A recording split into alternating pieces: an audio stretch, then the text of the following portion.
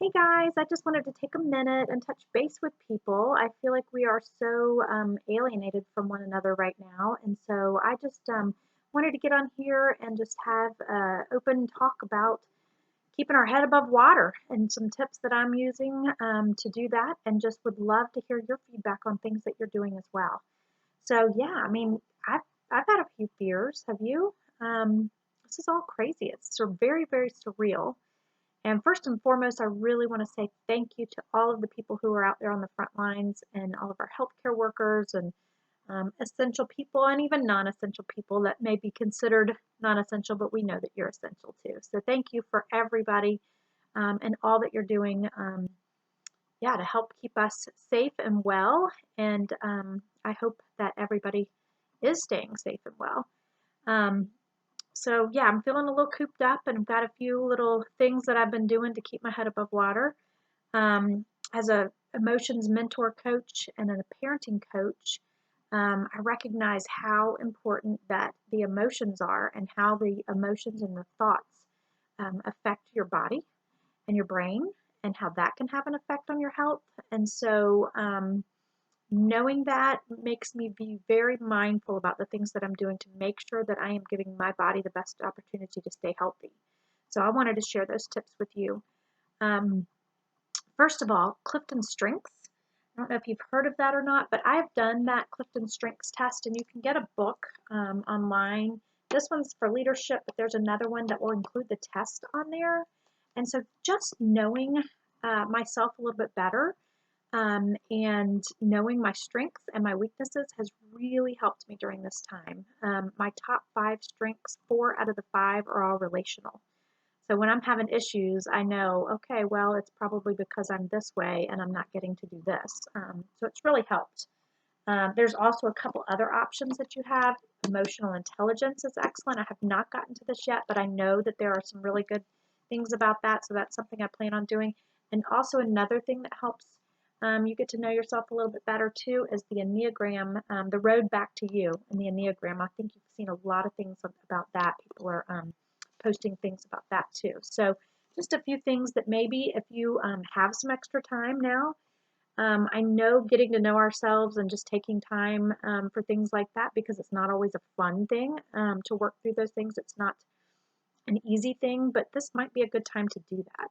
So I just offer those suggestions to you. And like I said, it's really helped me in knowing how I operate and where things are coming from.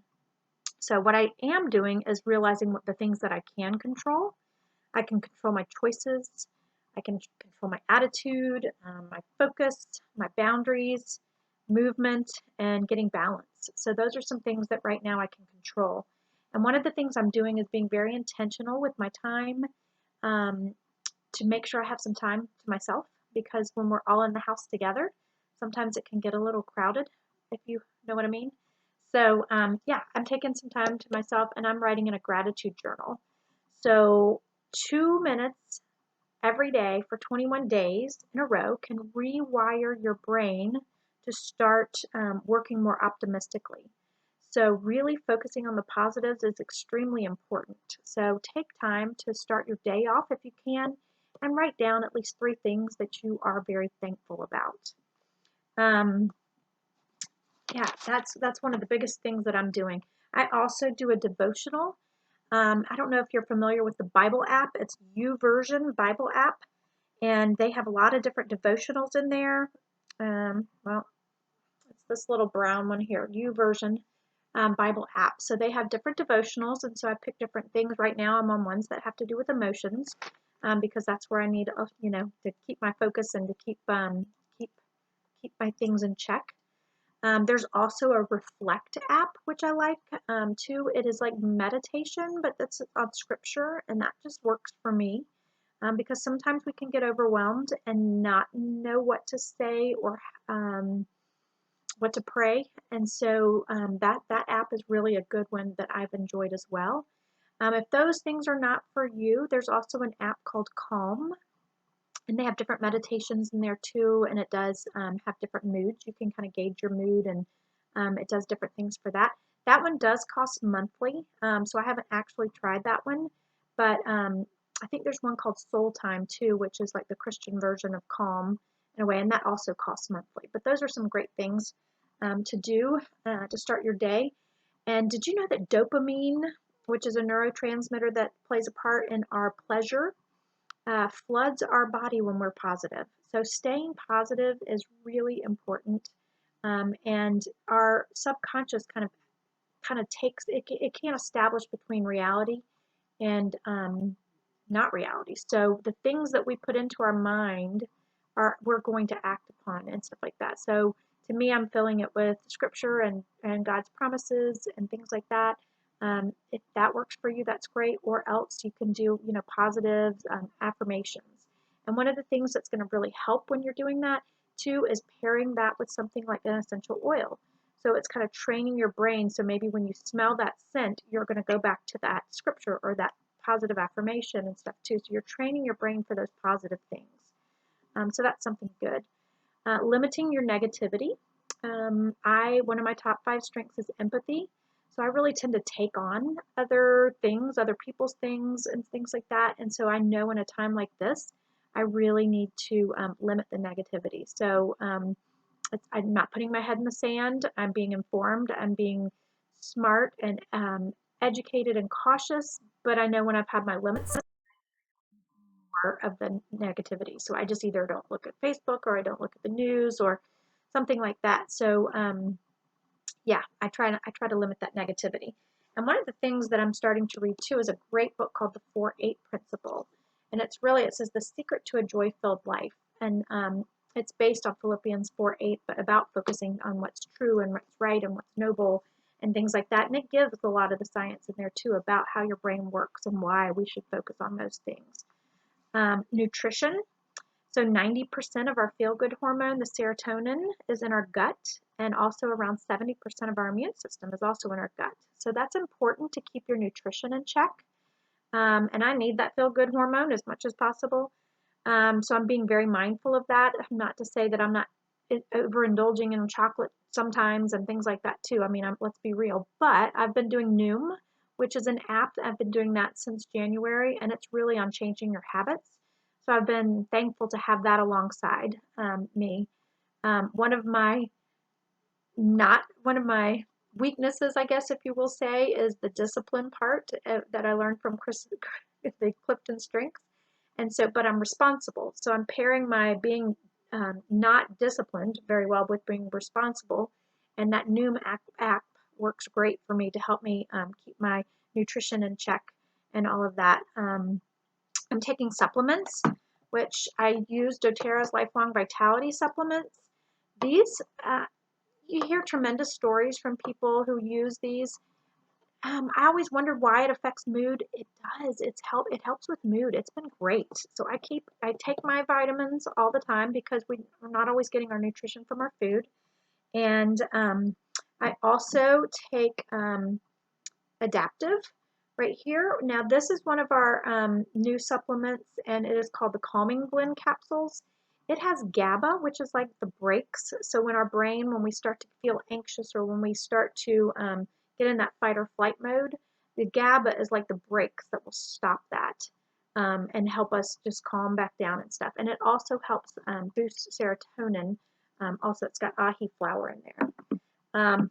I'm looking for balance all the time, trying to make sure that I create balance and not get overwhelmed in one way or the other. There's a oil called Balance. And so I start my day off with putting this on the bottom of my feet. I may diffuse it and something like that. So I'm definitely doing those things as well. As I said, that when we are in the house and we can be on top of each other a lot, grace and forgiveness is big in our house. So there is an oil called Forgive. And I like the one that comes in the roller bottle. So I just roll that on the bottoms of my feet too, or you can roll it over your heart. So yes, I do use that as well. And then exercise is one of the things that I've been making sure that I do every day too. And Motivate is a great oil that helps me get motivated when I'm just feeling sluggish and lazy. And I've been using that a lot too. So brings me to exercise, endorphins, and again, serotonin. Great way to help your body and your mood. and release some stress and lower some stress, lower that cortisol level.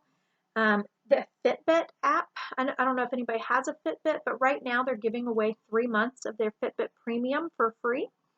So they've got some great exercises you can do in the house. And also getting outside and doing social distance walking is great. If you get 1,000 extra steps a day, according to Noom and their psychologist there, they say that that's better than actually blowing it out on a treadmill. So if you are hating it because you can't get to the gym right now, and thinking that the treadmill and blowing it out like that might be something that you need, knowing that you 1,000 extra steps a day, so that could be 15 to 20 minutes of walking. It could be 10, just depending. But that could also very much help you. I love the Tabata app, Tabata. That is where you do a high intensity. It's like the HIIT, the HIIT also. Do a high intensity exercise for 20 seconds, and then you rest for 8, and then up for 20, or maybe 10. You rest for 10, and then up for 20, and then rest for 10. That's a great thing that you can do. I do that in front of the TV sometimes, doing sit-ups in front of the TV. I always will ask Alexa to put on some fun music, and some great music, to me is I can't stop the feeling from Justin Timberlake. That to me gets me moving, so that counts too. I get to log that in my new map as exercise. So I even went and hooked up my son's old Wii and got a Just Dance thing out. So there's ways that you can do exercise while you're still in the house, okay? Just wanted to encourage you on that. And when we do exercise, it teaches our brain that our behavior matters. So I'm not one to exercise. I was not one to always exercise. I always, always, always put it last. And now for the last 4 months, I have been doing it 5 days a week at a minimum, and it has helped me tremendously. So I would highly encourage you and motivate you to do that as well. The last thing I would just say is be present. We're always running all the time, and we have over 50,000 thoughts in our head every day. And I think it's something like a large percent of them are thoughts about the past, or we're worrying about the future.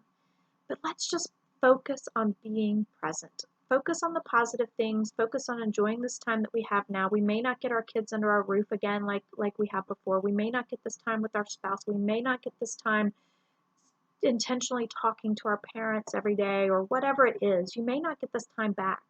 So just be present in that time. Just make the most of it and count your blessings. And just as a side note, if you have children, my son's a teenager, so he is doing a lot of the stuff on his own here. But I'll tell you, a book that really helped me is called The Child Whisperer. Once I understood how he operates, what his energy type is, it has helped so much. So I would recommend, if you do have some time, this book right here, The Child Whisperer, is a great book. Or Positive Discipline is also a very good book. So if you're having a struggle with your kids being at home, just learn a little bit more about maybe there's also information on temperaments. Learn about their temperament, learn about their energy type, learn about what their strengths and weaknesses are, what their love language, and maybe you'll find a better balance in the house with them as well. So just want to encourage you on that. I would love to hear your comments about what you're doing as well. So thanks so much. Keep well. And I'd just love to hear back from you. So everybody stay safe. Bye.